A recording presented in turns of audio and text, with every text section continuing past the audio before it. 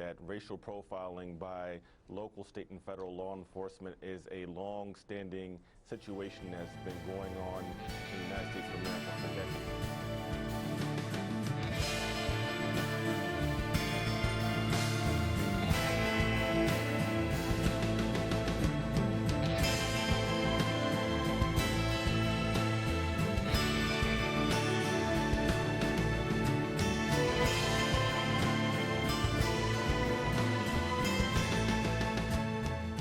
Do you think that America needs racial profiling to feel a little bit safer?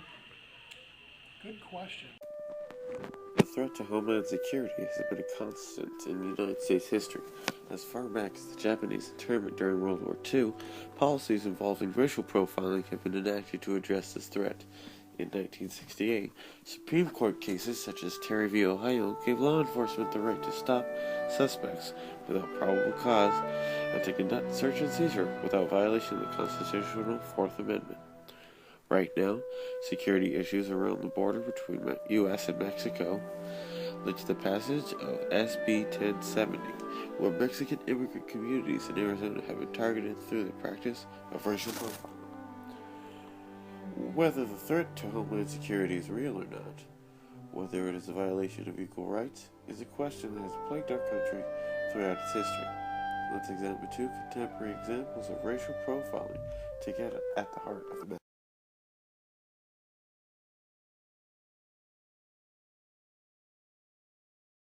Pulled aside, been asked invasive questions relating to religion, and have been subjected to humiliating second level screening in which people have even been strip searched. The Patriot Act was created in response to the terrorist attacks on September 11th. This act dramatically reduced restrictions of law enforcement's gathering of intelligence within the United States. It also broadened the discretion of law enforcement and immigration authorities by allowing them to detain and deport immigrants suspected of terrorism-related acts.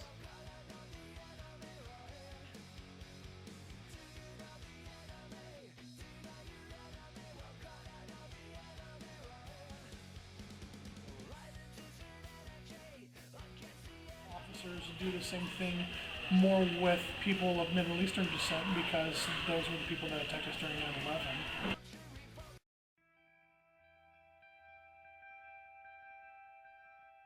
There will be times that when I've traveled in different parts of the world, I'll be waiting in line to get on a plane. And, you've gone with me, and we'll see someone with a turban, someone from the Middle East, anywhere in the Middle East. And you kind of have this thought, is it possible? Is this person going to do something? And it's sad. No, it was those individuals who decided to crash the planes into the building. Those individuals and whoever supported them or backed them. Those people, not Muslims, no.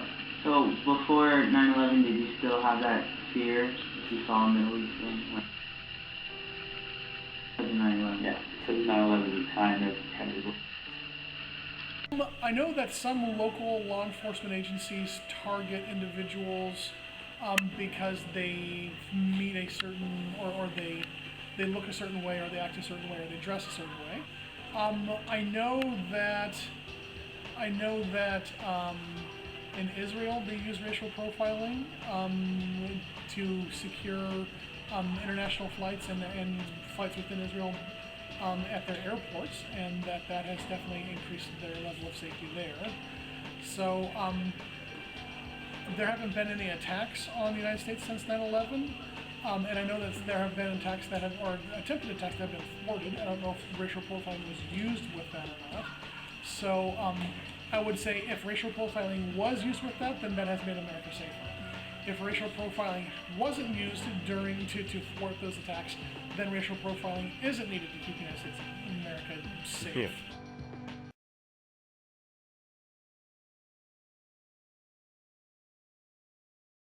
The president said interactions between police officers and the African American community can sometimes be fraught with misunderstanding.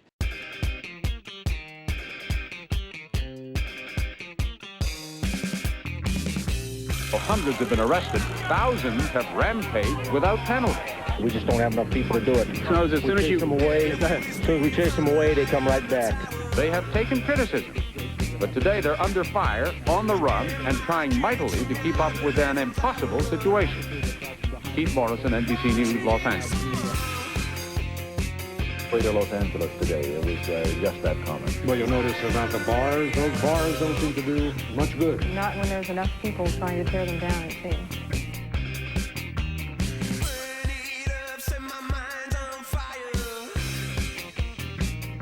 There was such, what would you call it, such arrogance that people were simply parking their cars outside a broken-into business, opening the trunk, going in, taking all the goods they wanted, and coming back like they were shopping. More effective. Today, as many as 4,000 National Guardsmen and almost 800 Highway Patrol officers were being prepared as reinforcements. The curfew goes into effect, which will be in just about 2 hours and 2 minutes. I think we should all large as to what you can do. If you're working, you have to get home. Doesn't mean that you can't get home. But the possibility for confrontation is always there. Exactly. Yes.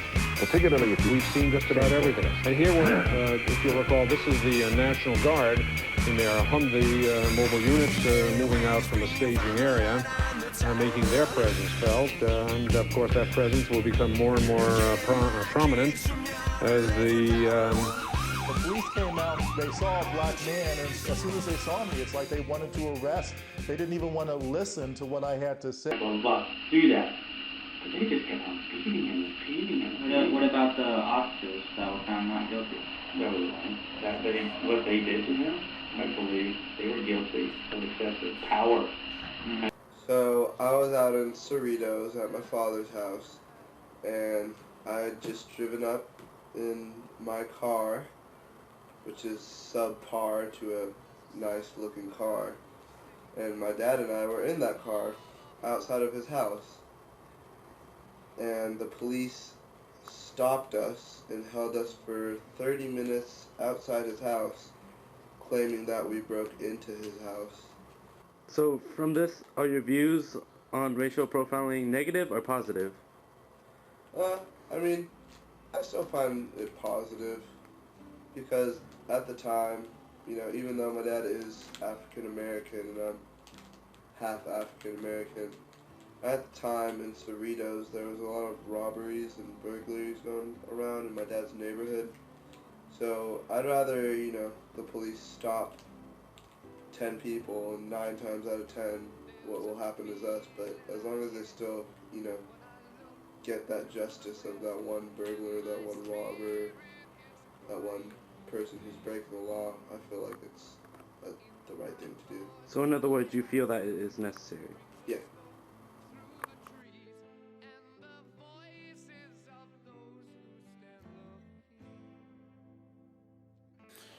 We would also ask one of our interviewees, Mr. Dennis, about his opinions on the controversial Trayvon Martin case. I've done a little bit of research into it. Trayvon Martin fit the description of other individuals that happened to be black men, young black men in the area wearing hoodies that had perpetrated other crimes. So I believe that Mr. Zimmerman was pursuing a potential suspect in what he thought might be a crime-related incident, but I don't believe that he was pursuing Trayvon simply because Trayvon was black. And black people are over-policed, but they're under-protected. As United States citizens, we should not ignore the demand that racial profiling must be removed from our society. Even if we cannot remove it completely, it is still wrong to commit such a crime and should not be practiced. Federal government should take action against racial profiling, see what damage it can do to the American lifestyle and appearance as a whole. Judicial assessment of cases of racial profiling should be treated like any other case, with the utmost attention to detail.